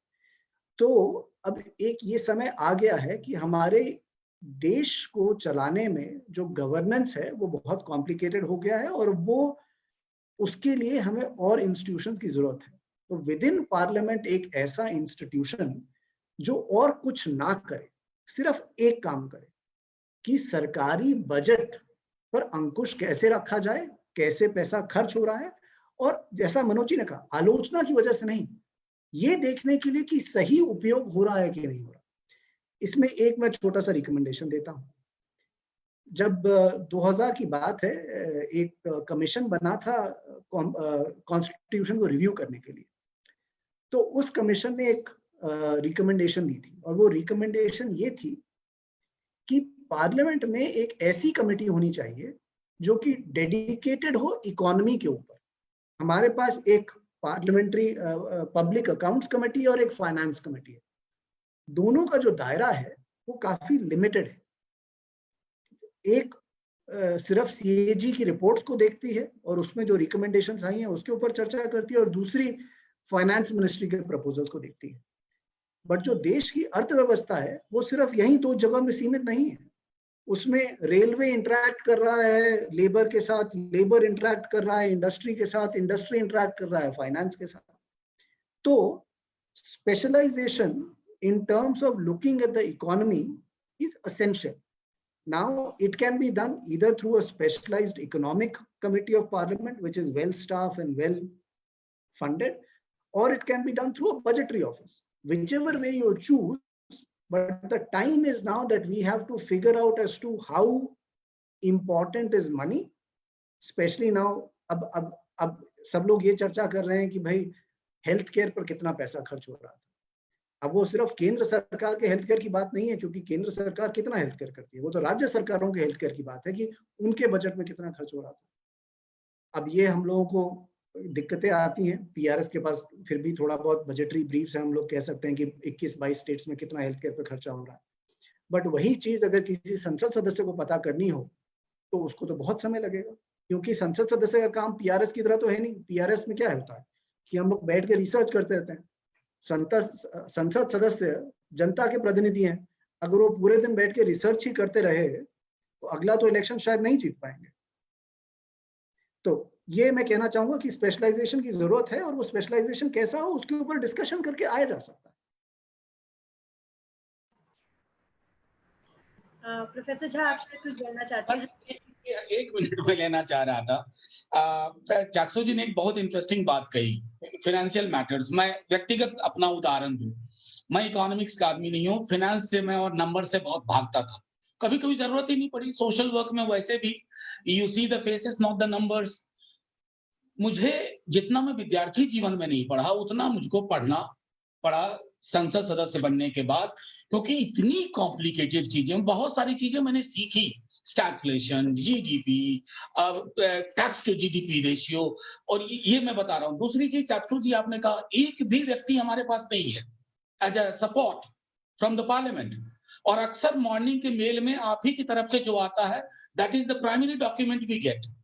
और उसके अलावा रात को जाग करके जैसा आपने कहा तो कोशिश करते रहते हैं। एक आखिरी टिप्पणी मैं करूंगा कि कई दुनिया के मुल्कों में कमिटेड रिसर्च सपोर्ट अवेलेबल है संसद सदस्यों, और हमारे यहाँ इस बात की बिल्कुल इस बात का अभाव है। अगर आप पार्लियामेंट के जो रिसर्च विंग को आप कोई, मेरे कई साथी उनसे मांगते हैं तो वो क्या करते हैं, 15-20 दिनों में जो अखबार की कटिंग है वो उठा करके एक जगह समेट करके रख दी। That's all. I think that takes away the real spirit of deliberation. तो मैं चाहूंगा, फिर से एक बार कहता हूं कि I hope somebody listens to this video and there is a transmogrification of our parliamentary structure and process. That's all, Mansi ji. Thank you. Thank you professor Jha. तो ये अभी जो एंड में जो आप दोनों ने ही पॉइंट कहा कि क्यों रिसोर्सेज की कमी है, नहीं, शायद रिसोर्सेज की कमी नहीं है, मे बी इंटेंशन की कमी है, विल की कमी है, जिसकी वजह से जो रिसोर्सेज नेसेसरी होने चाहिए, देने चाहिए एमपीज को कि वो अपना काम अच्छे से कर सकें। And perhaps as compare to other countries जहाँ पे अगर जैसे यूएस का एग्जांपल ले तो सेनेटर्स के पास पूरी एक टीम होती है जो उनके काम में उनको असिस्ट करती है। तो ऐसा कुछ हमारे देश में नहीं देखा गया है। लेकिन इसमें एक मतलब इसी से जुड़ा ही जो मेरा नेक्स्ट पॉइंट है वो ये है कि जहाँ पर इस चीज़ पे फोकस नहीं है वहाँ पे एक नया प्रोजेक्ट जो अभी government which has caught the fancy of the government recently, उसके ऊपर काफ़ी खर्चा किया जा रहा है, and which is the central Vista project. और उसमें एक न्यू पार्लियामेंट की बिल्डिंग भी है। सेंट्रल विस्टा प्रोजेक्ट की जो न्यूज़ रिपोर्ट्स के हिसाब से जो टोटल उस पर जो खर्चा होगा वो लगभग 20,000 करोड़ का होगा, और जो नई पार्लियामेंट की बिल्डिंग बनाई जाएगी उस पर लगभग 950 से 1000 करोड़ का खर्चा सिर्फ उसी पे आएगा। कहा जा रहा है कि जो एग्जिस्टिंग पार्लियामेंट बिल्डिंग है वो अभी थोड़ा क्योंकि बहुत सालों पुरानी है तो उस पर रिपेयर्स की ज़रूरत है, और तब तक नहीं हो सकता जब तक नई पार्लियामेंट में शिफ्ट ना किया जाए। और एक बहुत इंटरेस्टिंग आर्गुमेंट जो मैंने पढ़ा वो ये भी था कि the new parliament building will improve the functioning of the legislature. तो समहाउ पार्लियामेंट के काम में भी एक बढ़ोतरी आ जाएगी न्यू पार्लियामेंट बिल्डिंग में शिफ्ट होने से, तो ऐसा कहा जा रहा है। लेकिन जब से ये प्रोजेक्ट शुरू हुआ है तब से ही ये विवादों में घिरा रहा है। एमपीज ने भी कई बारी ये इशू पार्लियामेंट में उठाया है कि जिस तरह इसका टेंडर दिया गया उसमें भी बहुत ट्रांसपेरेंसी नहीं थी, और खासकर अभी पैंडेमिक के समय में जब ऑलरेडी सरकार को जो है, जैसे अभी चक्षु ने भी कहा कि बहुत सवाल उठे कि हेल्थ केयर पे कितना खर्चा हो रहा है, तो जब ऐसे लगता है कि वो चीज सरकार की प्रायोरिटी होनी चाहिए, उस समय में जल्दी जल्दी सेंट्रल विस्टा प्रोजेक्ट्स को अप्रूवल्स भी मिल रहे हैं, ऑब्जेक्शंस को नजरअंदाज किया जा रहा है, बोला जा रहा है कि it's a project in national importance, we have to go forward with it. लेकिन इसमें जो सवाल आता है वो ये आता है कि एक नई पार्लियामेंट बिल्डिंग बन रही है, पार्लियामेंट के काम को इम्प्रूव करने के लिए बन रही है, लेकिन इस पूरी प्रक्रिया के ऊपर पार्लियामेंट का कोई ओवरसाइट, कोई कंट्रोल नहीं है। और एक आयरॉनिक पॉइंट जो मैं यहाँ पे मेंशन करना चाहती हूँ, रिसेंटली मैंने एक न्यूज़ रिपोर्ट में पढ़ा कि राज्यसभा में कुछ ऐसे सजेशंस लिए जा रहे हैं कि कैसे थोड़ी सी कॉस्ट कटिंग करी जाए, कैसे थोड़े से पैसे बचाए जाए। तो उसके लिए वो लोग कह रहे हैं कि मतलब जो सुझाव राज्यसभा के सामने है इस समय, उसमें ये है कि स्टैंडिंग कमिटीज जो स्टडी विजिट्स करती हैं, जिसमें वो ग्राउंड पे जाके लोगों से मिलती हैं, मुद्दे को समझती हैं, तो उसमें थोड़ी सी कटौती होगी। राज्यसभा रिसर्च स्कीम में जो इंटर्नशिप्स और फेलोशिप्स ऑफर करी जाती हैं उसमें कटौती होगी। राज्यसभा के ऑफिसर्स की जो ट्रेनिंग होती है उसको फिलहाल होल्ड पे रख दिया जाएगा। तो ये सब करके राज्यसभा लगभग 80 करोड़ रुपए बचा पाएगी, लेकिन वहीं पर ही सेंट्रल गवर्नमेंट 20,000 करोड़ के बजट को लेके आगे बढ़ रही है। तो ये बात मुझे थोड़ी आयरॉनिक लगी। लेकिन इसमें जो मुद्दे की बात ये है कि क्या कोई ऐसा तरीका नहीं हो सकता था जिससे ये सेंट्रल विस्टा का प्रोजेक्ट पार्लियामेंट की निगरानी के अंडर आ जाता? अगर कोई स्पेशल कमेटी बनाई जाती इस पर्पस के लिए, अगर इस काम के लिए कोई लॉ लाया जाता जिसको पार्लियामेंट में, जिसके ऊपर डेलिब्रेशन होती, तो शायद एमपीज इस प्रोजेक्ट के ऊपर और कड़ी निगरानी रख पाते। तो इस पे आप दोनों के सुझाव में चाहूंगी, प्रोफेसर झा एंड चक्षु। मानसी जी, I had a vice chancellor in one of my universities where I started my career. उन्होंने एक बात कही थी, cemented structures have a great tendency to become, new cemented structures have a great tendency to become the burial ground for wisdom. ये एक चीज है जिससे सेंट्रल विस्टा के पूरे प्रोजेक्ट को लेकर के मैं ईमानदारी से कहूं, पार्लियामेंट को नई बिल्डिंग की जरूरत वर्क कल्चर को इम्प्रोवाइज करने के लिए है, इसका कोई वैज्ञानिक आधार मैं नहीं देखता हूं। मेरा मानना है कि बिल्डिंग नई खड़ी करने से अगर कार्यशैली बदलती, गुणवत्ता बढ़ती, उत्पादकता बढ़ती, तो इसके लिए कोई जरूर एक रिसर्च जरूर हुआ होता। तीसरी बात मैं कहूंगा, जो आपने एक बात कही कि रिपेयर की जरूरत है, आप ही के माध्यम से, और हम सब जानते हैं कि बजट सत्र और अगले सत्र के बीच में इतनी बड़ी अवधि होती है कि आप चाहें तो रिपेयर वर्क ले लें। वैसे भी मैं आपको बताऊं, पार्लियामेंट में कोई ऐसा दिन नहीं है जब मैंने किसी न किसी कोने में रिपेयर वर्क ना देखा हो। बीते 2-2.5 सालों में कभी फर्श की सफाई हो रही है, कभी कीलें लगाई जा रही हैं, वगैरह वगैरह। स्टडी विजिट्स को लेकर के मैं आपको बताऊं कि मेरा अपना है, पिछले साल मैं कोल एंड स्टील की कमेटी में था, वाइजैक प्लांट गया। अगर हम उस प्लांट में जाकर के कर्मचारियों से बात ना करते तो वो बहुत सारी परिस्थितियां जो आमतौर पर पब्लिक डोमेन में नहीं है, न्यूज़पेपर राइटिंग नहीं थी, ना हो पाती। स्टडी विजिट्स वैसे भी शायद पहले से कम होकर के 2 हो गई है शायद। अगर आप इसको भी दरकिनार कर रहे हैं तो इसका मतलब है कि जो भी फीड किया जाएगा information, and which shall be largely in the domain of the executive, that information shall become the information celebrated by the parliament without discussion. अब 80 करोड़ अगर आप बचा रहे हैं, 80 करोड़ बचाने के लिए, और जो आप जिन आपने कहा कि interns, one has to look at the fact what value these interns are adding up to. अगर आप इस तरह के 70-80 करोड़ बचा रहे हैं तो, और उसके अलावा आप सेंट्रल विस्टा प्रोजेक्ट के लिए कमिटेड है, कई लोगों में, कई प्राइम मिनिस्टर्स, प्रेसिडेंट्स में ये टेंडेंसी होती है to leave a legacy. I think when you want to leave a legacy, the legacy shouldn't be only cemented structures or bricks and mortars. Leave a legacy of very good pro-people governance. Leave a legacy of dialogue, even with people who you don't agree. Leave a legacy where you are always remembered that in the time of crisis, nothing mattered to you but for the welfare of the people. And certainly, Central Vista shouldn't be a legacy that anybody should be proud of. That's it. Thank you, Mansi. Mansi, जो आपने सवाल पूछा है, मैं उसको एक थोड़ा सा ट्विस्ट देना चाहता हूँ, और मेरा ट्विस्ट ये है कि हमारे पार्लियामेंट में दो चीजों की जरूरत है, एक है हार्डवेयर और दूसरा है सॉफ्टवेयर। पार्लियामेंट का जो हार्डवेयर है वो है उसकी मानसी, मैं ये कह रहा था कि मैं आपके सवाल को एक थोड़ा सा ट्विस्ट देना चाहता हूँ, और मैं ये कहना चाहता हूँ कि हमारी पार्लियामेंट को जरूरत किस चीज की है। तो हमारी पार्लियामेंट को दो चीजों की जरूरत है, एक है हार्डवेयर और दूसरा है सॉफ्टवेयर। तो हार्डवेयर तो हो गया नई बिल्डिंग या रिपेयर, और सॉफ्टवेयर है कि जो पार्लियामेंट की कार्य प्रणाली है वो कैसे चले। तो जो अभी हमारा सॉफ्टवेयर है वो तो 30 साल पुराना है या 40 साल पुराना है कई चीजों में। तो अगर नया हार्डवेयर आ भी जाएगा, मैं नए हार्डवेयर से ये नहीं कह रहा कि चाहिए कि नहीं चाहिए, मैं कह रहा हूं अगर हार्डवेयर नया हो और सॉफ्टवेयर पुराना हो तो तालमेल नहीं बैठेगा। ठीक है, जो पार्लियामेंट का सॉफ्टवेयर है वो उसके हैं रूल्स और वो उसकी फंक्शनिंग। अगर हम पार्लियामेंट के रूल्स देखें तो जो आखिरी बड़ा बदलाव आया था मेरे हिसाब से वो ये था जब संसदीय समितियां बनी थी, और वो था 90 के दशक में। उसके बाद से जितने बदलाव आए हैं वो छोटे से आए हैं, उसमें ऐसा कोई बहुत मेजर ट्रांसफॉर्मेशन नहीं आया है।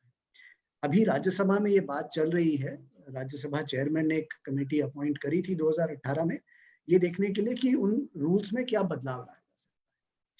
तो मेरा ये मानना है कि जो पार्लियामेंट के रूल्स हैं वो उतने इंपॉर्टेंट हैं जितना कि पार्लियामेंट की बिल्डिंग इटसेल्फ।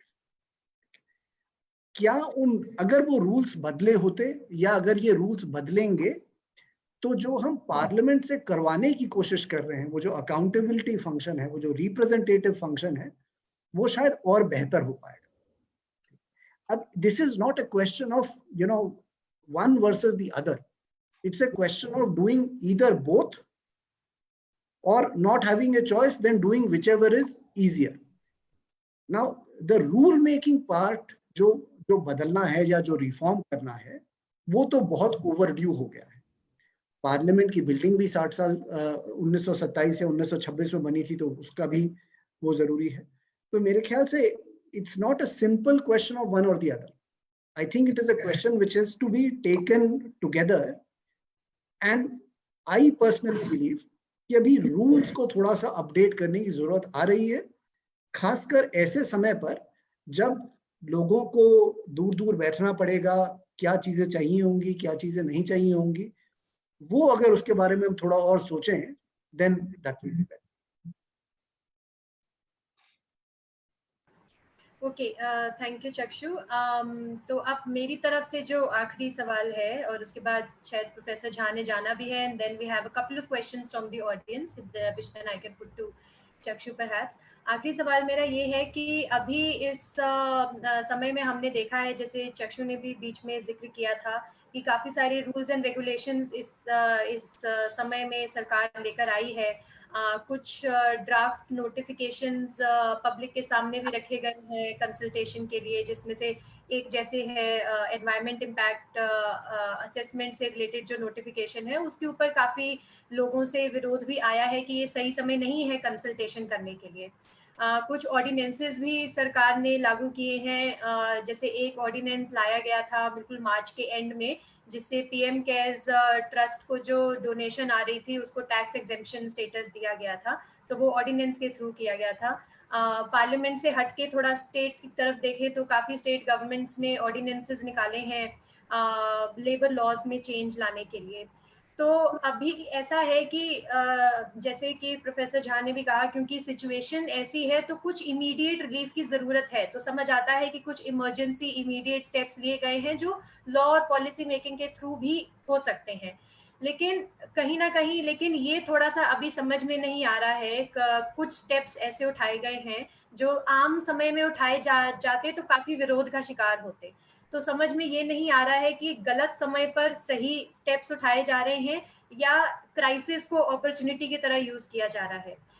क्या इस महामारी को एक अवसर की तरह यूज किया जा रहा है? तो इसको लेकर जो मेरा आप दोनों से सवाल है वो ये है कि ऐसे समय में अगर पूरी दुनिया एक क्राइसिस से गुजर रही है, देश में अलग अलग क्राइसिस आ रहे हैं, कहीं पे गैस लीक हो रही है, कहीं पे साइक्लोन आ रहा है, तो बहुत कुछ इस समय पे चल रहा है, लोग पहले ही हैरान परेशान है, डरे हुए हैं। ऐसे में अगर कोई भी सरकार किसी भी तरह का लॉ मेकिंग या पॉलिसी मेकिंग करना चाहती है तो उसमें क्या एथिकल कंसिडरेशंस होने चाहिए, because these are not ordinary times, these are extraordinary times.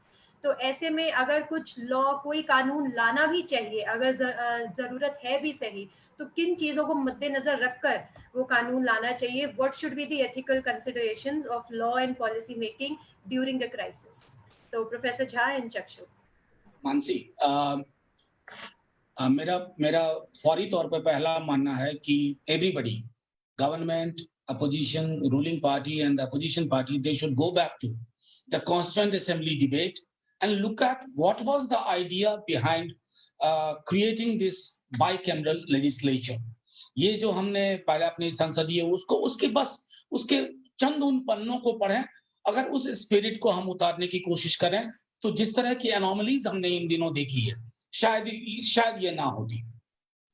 मेरा मानना है कि जैसे आपदा को अवसर, ये एक बहुत अच्छा स्लोगन प्रधानमंत्री जी की ओर से आया, लेकिन अक्सर क्या होता है ना कि इन स्लोगन्स के पीछे अगर आप अच्छे से उस पर कवायद नहीं हुई, संवाद नहीं हुआ, विमर्श नहीं हुआ, तो आपदा को अवसर में बदलने में फौरी तौर पे वो 5% की आबादी आगे आ जाती है।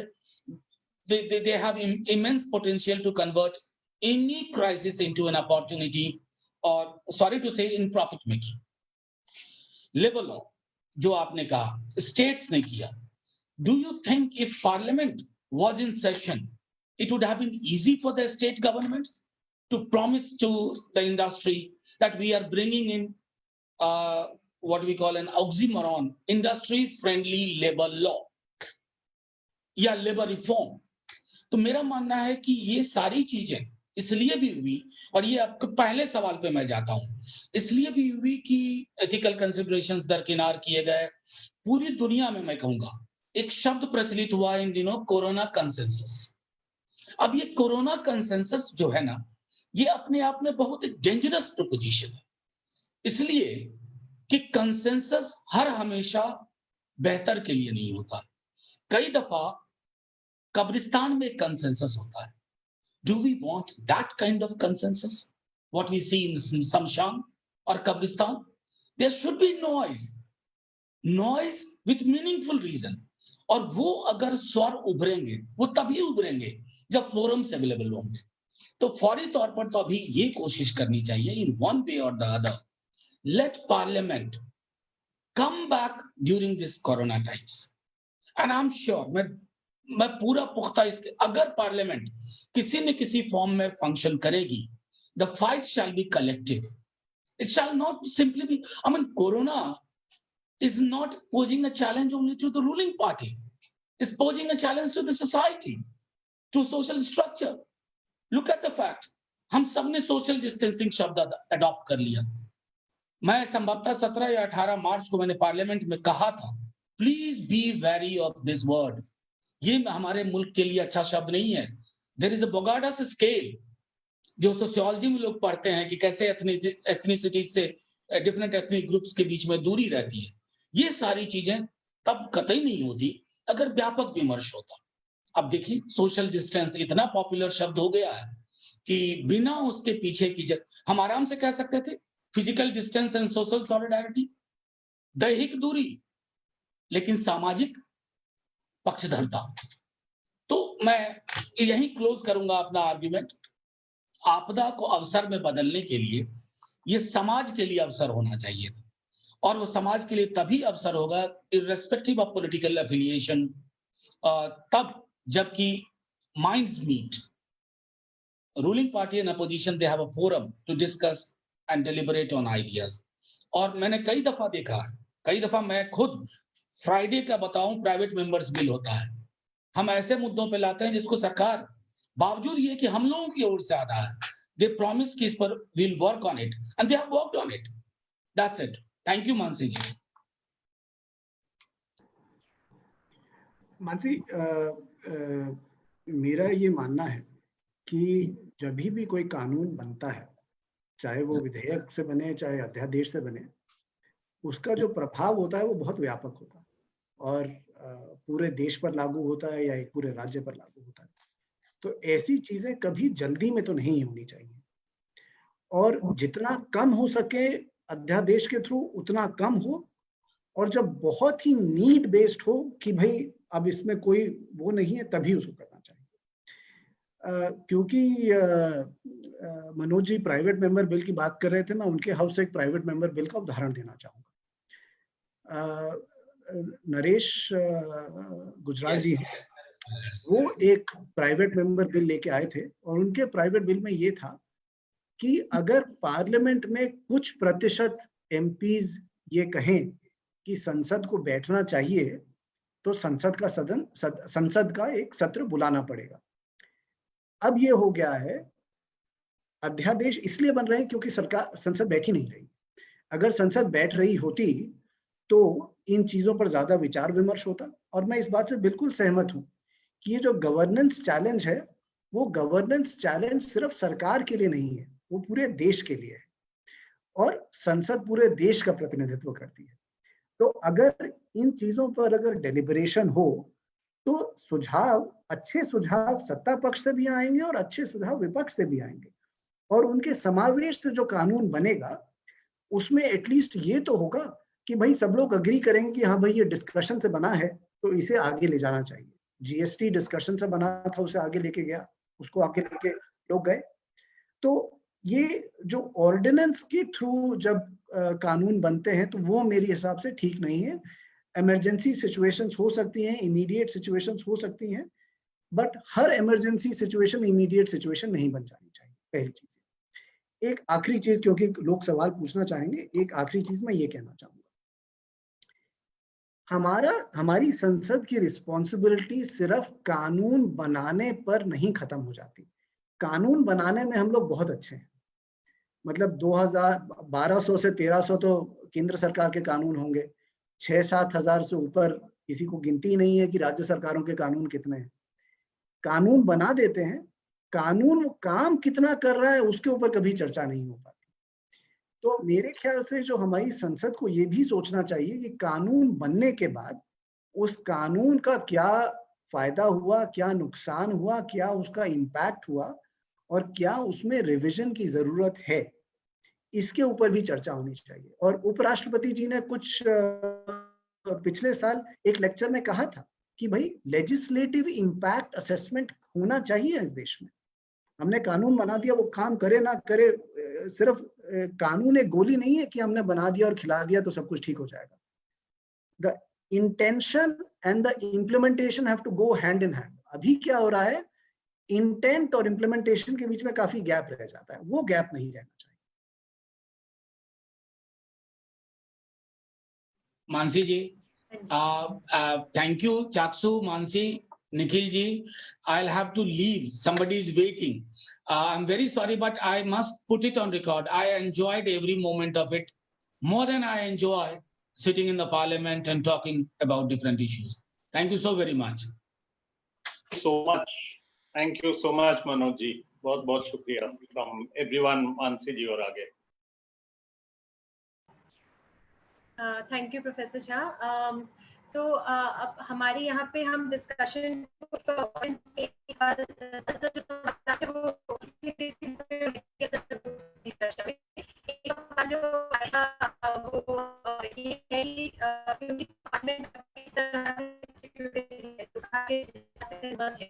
तो उसमें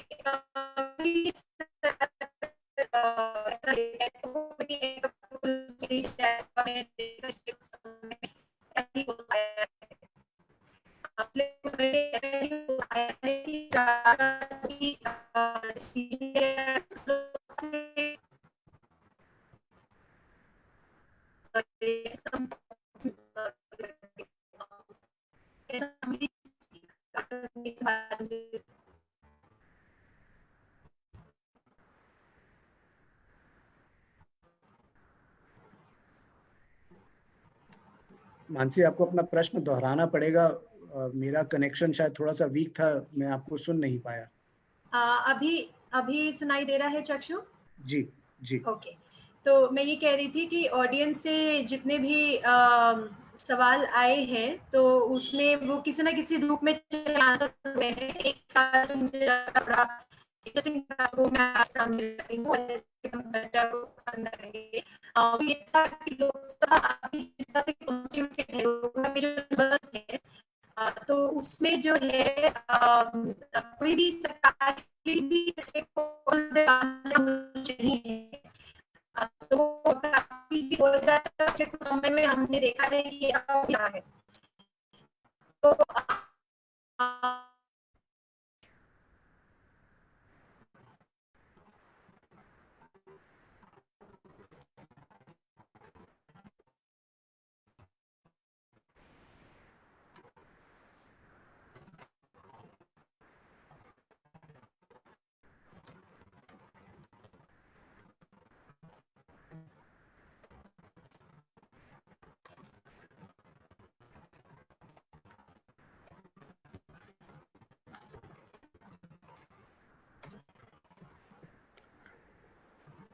मेरे को मानसी जी की आवाज सुनाई नहीं दे रही है, तो मैं इंतजार कर रहा हूँ, वो अपना प्रश्न लिख रही हैं ताकि मैं उसे पढ़ सकूं।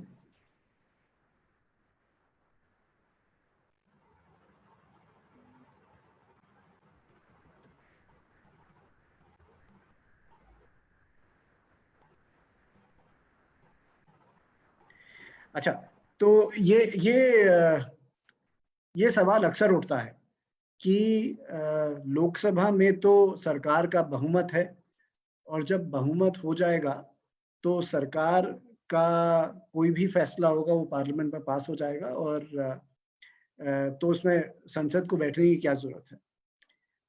मैं इसमें एक थोड़ा सा टेक्सचर लाना चाहता हूँ। अब देखिए, ऐसा है कि आपकी बात बिल्कुल सही है कि सरकार का बहुमत है, और थोड़ी देर पहले मनोज जी कह के गए थे कि बहुमत वाली एक मेजॉरिटी सरकार होती है और एक मेजॉरिटेरियन होती है, दोनों में फर्क है। मैंने कई बार देखा है कि संसद के अंदर जो सरकार है जिसके पास बहुमत है, वो विपक्ष की सुनती है। ऐसा नहीं है कि विपक्ष की बात नहीं सुनी जाती है। और संसद का काम सिर्फ सरकारी विधेयकों को पास करना या सरकार के बजट को पास करना नहीं। संसद का काम है कि एक डिस्कशन हो। एक पुरानी कहावत है कि भाई एक सर से ज्यादा 100 सर अच्छे होते हैं, 100 heads are better than one. And that is what parliament brings. Parliament brings not only different viewpoints and different ideologies. Parliament is a marketplace for ideas. लोग अलग अलग आइडिया लेके आते हैं। सरकार हो सकता है उनमें से कुछ आइडियाज को अपना बना के उसको पास करा ले और फिर उसे सरकारी आइडिया कहा जाए। बट अधिकतर ये होता है कि लोगों के अलग अलग आइडियाज को सम्मिलित करके फिर एक उसको लाया जाता है। तो just to think that parliament is a game of numbers might not be a good way of reflecting as to what the institution is about. The institution is not about who's in power and who has the numbers. The institution is about कि मेरी आवाज उठाने के लिए वहां पे कोई है कि नहीं है. That is more important. Chakshu, can you hear me now? Okay. So thank you for answering that question quite well. I think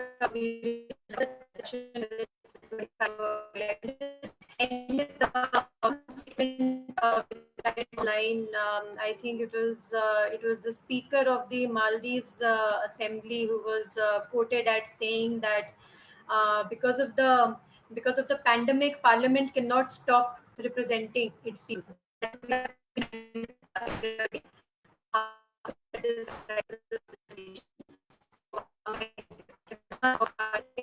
discussion. Thank you, School for Democracy, for organizing it so well. Over to Nikhil ji now. Yeah, I just want to, on behalf of School for Democracy और लोकतंत्र शाला की तरफ से मैं सभी वक्ताओं को धन्यवाद देना चाहूँगा। प्रोफेसर झा जो उनको थोड़ा जल्दी जाना पड़ा, सांसद होने के नाते उन्होंने प्रैक्टिकली और उन्होंने अपने अनुभव से बात किया और इससे हमें काफ़ी फ़ायदा हुआ। और चक्षु को तो मतलब चक्षु और पीआरएस इतना हमें पार्लियामेंट में क्या क्या चल रहा है, सांसद में क्या हो रहा है, ये समझने में इतना मदद करते हैं और इस चर्चा में भी उन्होंने इतने इंसाइट्स दिए, तो इसके लिए thank you Chakshu for being a part of this. And Mansi को खास करके उन्होंने यही प्रपोज किया और पूरा she help put the whole thing together. And आपने जिस तरीके से इसके लिए तैयारी की और मॉडरेशन किया, मुझे तो बहुत अच्छा लगा। पूरे चर्चा में सबको सुन के मैंने तो खुद बहुत सीखा, तो इसके लिए सबको धन्यवाद लोकतंत्र शाला की तरफ से। और हमें ये भी देखना चाहिए कि आगे जाते कोशिश करना चाहिए कि ऐसे ही सत्र हम और करें, अगर हो सकता है तो हर सेशन में एक ऐसे चर्चा करें कि क्या क्या हुआ उस सेशन में। तो लोकतंत्र शाला के साथ ऐसे ही हम इसको एक लगातार अगर चलते रहे तो अच्छा रहेगा। नचिकेत, अगर आपकी और निखिल जी की अनुमति हो तो मैं कुछ आखिरी में कहना चाहूंगा 2 शब्द, और वो ये है कि एक सेशन हमें निखिल जी और अरुणा जी से करवाना चाहिए कि संसद के अंदर बिल कैसे पास कराया जाता है, क्योंकि अगर पिछले 15-1 साल देखे जाएं तो उसमें एक काफी इम्पोर्टेंट बिल पास हुआ था, वो था राइट टू इंफॉर्मेशन, और उनका निखिल जी और अरुणा जी का कंट्रीब्यूशन सिर्फ वहां पे खत्म नहीं होता है। कैबिनेट सेक्रेटरी ने एक बार शायद एक ऑर्डर निकाला था प्री लेजिस्लेटिव स्क्रूटनी के अंदर कि सरकार बिल जब पार्लियामेंट के अंदर लाए तो उसको पार्लियामेंट में लाने से पहले उसमें क्या क्या काम होना चाहिए, क्या क्या पब्लिक कंसल्टेशन होनी चाहिए, उसका उन्होंने प्रारूप दिया था। कई बार वो फॉलो होता है, कई बार नहीं होता है, बट ऐसी चीजों के ऊपर डिस्कस करने के लिए अगर निखिल जी और अरुणा जी को भी अनुरोध किया जाए तो बहुत अच्छा रहेगा, और I will be honoured to be part of that also.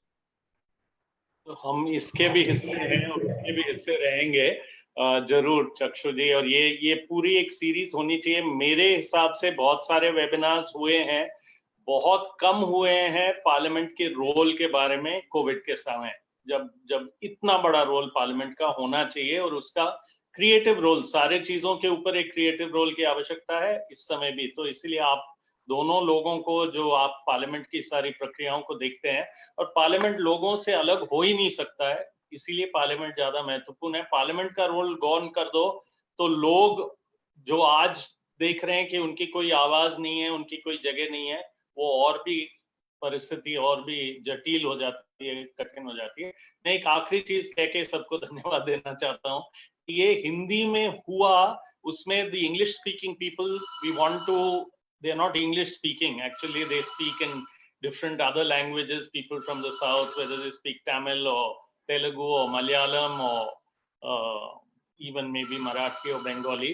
So we want to apologize to them, लेकिन जानबूझ के ज्यादा हिंदी में ये किया जा रहा है क्योंकि वेबिनार भी एक बहुत बड़ा इलिटिस्ट सा एक सर्कल्स में चल रहा है, और आम लोगों की भाषा में इन चीजों को करने की बहुत आवश्यकता है ताकि आम लोग पूरे प्रक्रियाओं में जुड़ सके। तो हम कोशिश करेंगे कि even other people who cannot follow Hindi, this is not to impose Hindi upon anyone at all, it is to reach out to ordinary people. So I am sure that that spirit will be understood, and School for Democracy will keep trying to make sure that other ordinary people who don't speak Hindi can also, other citizens who don't speak Hindi can also get access to all these very great important discussions. So thank you to everyone.